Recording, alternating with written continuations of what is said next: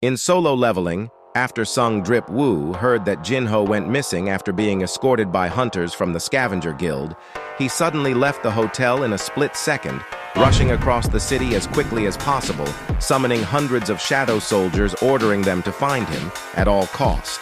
Back in the Scavenger Guild's headquarters, bodies lay on the floor as Thomas Andre, the national level hunter, and his men arrive at the scene, taking off his sunglasses, saying, "He's really done it now." Crushing the glasses to pieces, telling his men to find Hwang Dong-soo before Sung Diddy Woo does, saying they must find him first, no matter what. At the top of a building, Rizzy Woo stands there looking menacingly, while simultaneously sharing the senses of multiple shadow soldiers in order to find Jinho's location. He questions whether he had left the city, but is confused since normal people wouldn't be able to take him down or kidnap him even in significant numbers, since he's a D-rank hunter after all. And if a car that's supposed to be headed for the Hunter Bureau's headquarters suddenly tried to leave the city, Jinho would have definitely noticed something was wrong and resist. The only clue the culprits left is that they were with the Scavenger Guild, making Drip Woo finally realize that Hwang Dong-suk's younger brother, Hwang Dong-soo, must have been waiting for them to arrive in America for a while in order to find out the truth about his brother's death. In Solo Leveling, after Sung Drip Woo's future brother-in-law was believed to have been kidnapped by members of the Scavenger Guild, he sent hundreds of shadow soldiers in order to find his location, with the prime suspect of the kidnapping being the S-ranker Hwang Dong-soo, since Drippy Woo and Jinho were the sole survivors of the dungeon where his older brother Hwang Dong-suk had died, so he must be certain they were the ones who had killed him. Drippy Woo flashes back to the time Jin Chul warned him something like this could happen, saying that even though he doesn't regret what he did back then, this situation would have never happened had he left a guard with him back there. Thinking that if anything were to happen to Jinho, the panel switches over to Thomas Andre asking his subordinate if there was still no news of Hwang Dong-soo's location. "No, sir," he responded, making Andre question if he really wasn't afraid to die, saying that since he's an S-rank, he should be very well aware of the difference in strength between Drippy Woo and himself, meaning that despite knowing how stupid his actions are, he knows he'd step up on his behalf if a problem were to arise. "Perhaps I've been too kind to my hunters," he thought while calling Secretary Laura, asking how the situation was looking. She responded saying that with the help of the Hunter Bureau, they analyzed Hwang Dong-soo's movement patterns over the last month, and there were 3 instances where he left his usual pattern. Thomas Andre ordered her to send all their hunters to those locations, and that he would be there soon, and asked how she managed to convince the Hunter Bureau to cooperate with them. She responded saying she told them that if they didn't find Hwang Dong-soo soon enough, the great Thomas Andre and Sung Drip Woo would duke it out, right here and right now. The deputy director is shocked, asking if it really was all 100 of them. Adam White responds, saying that all their scheduled raids had just been canceled, and that they were all moving as they speak.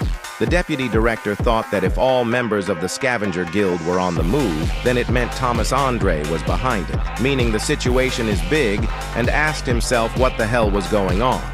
At an abandoned factory in the middle of nowhere, an unnamed hunter asked if he was sure doing this was really okay. Hwang Dong-soo responded saying he's not planning to do anything to him, since there's just one thing he wants to know. He thought that even though his daddy Thomas warned him not to touch Sung Drippy Woo, he never planned on messing with him in the first place, since there's one more person who can provide him the answers he seeks. If he just tells him honestly about what exactly happened to his brother in the dungeon, he would just let him go without a scratch, saying that there's just one answer he wanted to hear, and that is that Sung Jinwoo had killed his brother, and as soon as he hears that, he's done with you, Jinho. Dong-soo slaps him on the face, telling him to wake up, and then punches him hard on the chest, making Jinho spew blood, shouting at him to wake up once more. The guy in the back starts yapping, saying he was pretty durable since any normal human would have been dead by now, but Dong-soo just frustratedly questions why he was being so stubborn, calling him a naive-looking MF. He suddenly slams Jinho's head on the wall, telling him to listen up since he didn't want to kill him. He explained that the guy in the back was a pretty decent healer, meaning he was going to save him every time it seemed like he was on the brink of death, meaning that until he told him what he wanted to know, he would be tortured here forever, and and since they're currently in an abandoned factory that's been closed for 5 years, there would be nobody here to save him, no matter how loud he screamed. Off, Jinho spoke softly, making Huang Dong-su question what he wanted to say. And as he tried to speak again, he said, "Fuck off." In solo leveling, after Jinho was getting tortured by Huang Dong-su and his lackeys in order to find out the truth about his brother's murder, he responded telling them to go fuck themselves, which infuriated Dong-su, making him slam his head against the steel pillar hard ASF for his answer. The guy in the back warned Dong-su to be careful since he didn't want to deal with murder just for money. He responded saying he'd be careful of that, and asked if they should get started. The guy in the back questioned if he hadn't found out enough from him already, but Dong-su responded asking what he was talking about since this was only the beginning. He suddenly noticed something strange out of the corner of his eyes as a shadow soldier stood there just watching. Dong-su started taking off his jacket as the hunters in the back questioned if a dungeon break had occurred nearby or something. But seeing how the orc was shaking in its boots, they thought he must have been shitting in his pants, seeing Huang Dong-su's immaculate aura. He suddenly launched a punch towards the soldier, saying he didn't have time to mess around.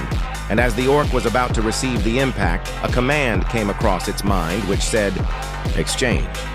Back in Korea, Sung Drip Woo's mom and sister are chilling on the couch as his mother worried about how he was doing. Baru in the back stated that if there was anything that Drippy Woo could not withstand, then nobody in this world would be safe from it. The news of Rizzy Woo's arrival hit Korea, making both Gina and his mother surprised since they could finally see him. Baru suddenly felt a shock of energy course through his being, stating that he had only felt this feeling once before. The king is enraged. Diddy Woo attempted to heal him with a health potion in order for him to recover his injuries, but the system informed him that it was impossible to use healing potions to recover a being's health if it's under 10%, making Drippy Woo menacingly ask the two hunters next to him if either of them were healers, threatening them to heal Jinho right now. One of the hunters nervously responded saying he didn't really understand Korean, but Huang Dong-su, recovering from Jin Woo's blow, translates that he was asking them to heal the guy and asked Drippy Woo if this was the first time they've met in person. Rizzy Woo, tired of all the yapping, said that he would only say this one more time, "Heal him." The healer responded nervously that he should convince his boss first, before he, Drippy Woo, suddenly grabbed the hunter's face in the fraction of a second, slamming him against a steel pipe.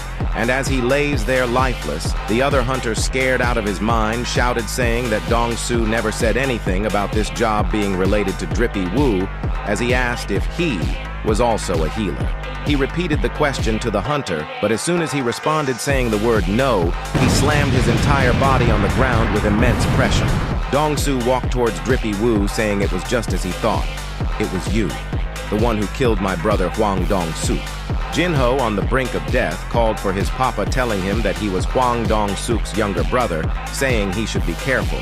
Drippy Woo looks back at him, responding that he shouldn't talk anymore since soon he would get his revenge. Dong-su told Drippy Woo to answer his question, asking if he truly was the one who killed his brother and his teammates. He responded saying to go ask his brother himself, which infuriated Dong-su for his response, launching a sudden attack with his right fist at full power.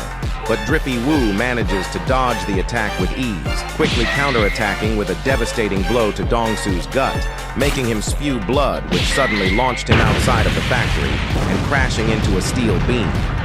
Dong-su grits his teeth, but without even being able to catch his breath, he quickly looks to his side, seeing Drippy Woo just standing there nonchalantly. Dong-su tries to go for another attack, lunging at him once more, but considering how slow he was, Drippy Woo raises his hand, slamming his entire face into the beam, and stands over him like he's his big daddy. He raises the hunter's head once again, as loud slams could be heard from the distance, with Drippy Woo relentlessly slamming Dong-su's head into the ground. Thomas Andre suddenly arrives at the scene, saying to stop right there, telling Dong-su that he's repeatedly told him not to touch Jinwoo and asked him if he was still even alive.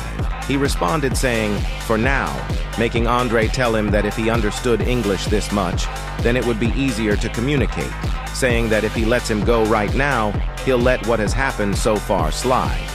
He responded asking what would happen if he were to refuse. making Andre say that if that were the case, then it wouldn't be a request anymore.